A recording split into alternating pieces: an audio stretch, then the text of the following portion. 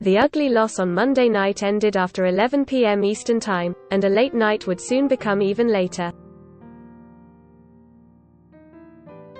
As the season spiraled into an abyss following a defeat at the hands of the Seattle Seahawks, several Eagles leaders hung around to meet. Sources say captains and team leaders such as quarterback Carson Wentz, defensive end Brandon Graham, and center Jason Kelce, among others, stayed after for an impromptu meeting. Head coach Doug Pederson was also present. They preached accountability and taking responsibility for their actions, how urgent the situation had become and how necessary it was to turn it around. Can the Eagles do so against the Green Bay Packers? Here is where it all stands. Despite winning a Super Bowl 3 years ago with a backup QB, advancing to the divisional round the following year and winning the division just last year, Pederson finds himself on the hot seat with his future in doubt, sources say. There is no guarantee he returns in 2021 despite his record, and the struggles of Wentz, and the lack of answers, would be part of that. The public has begun speculating on Pederson's future, and some in the building have done the same, fearing that Pederson's job is on the line.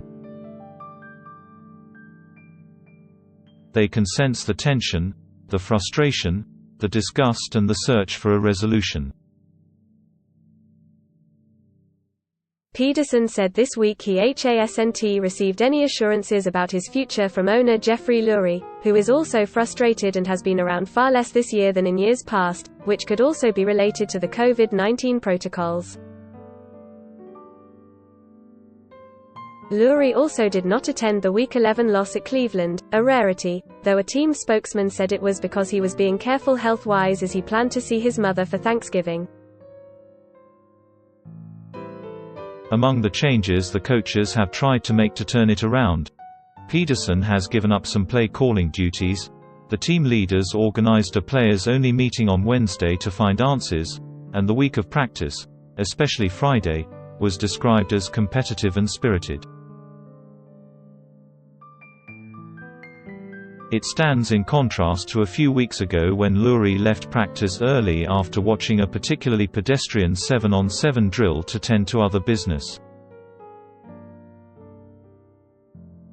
Pederson is on the hot seat, but he is not alone. There have already been 3 coaches fired this season, with 2 GMs being dismissed as well. When the Lions moved on from coach Matt Patricia and GM Bob Quinn, it was another indication of how active this offseason will be in the coaching world. And while nothing has been firmly decided, Jacksonville Jaguars coach Doug Marrone and New York Jets coach Adam Gase, with 1 win between them, also face an uphill battle to keep their jobs.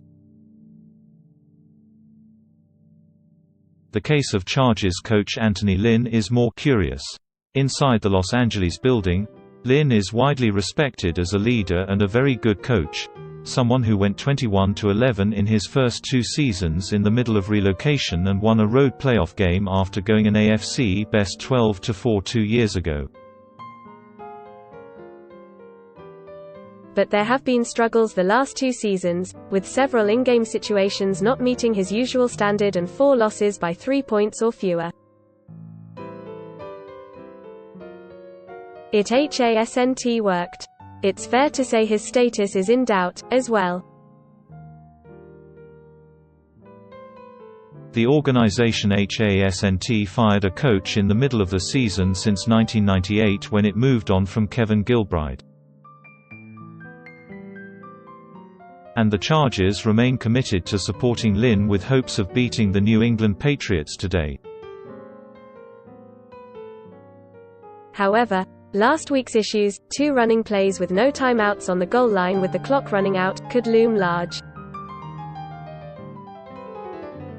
There are plenty of other factors involved late in games, but ultimately, it falls on the head coach.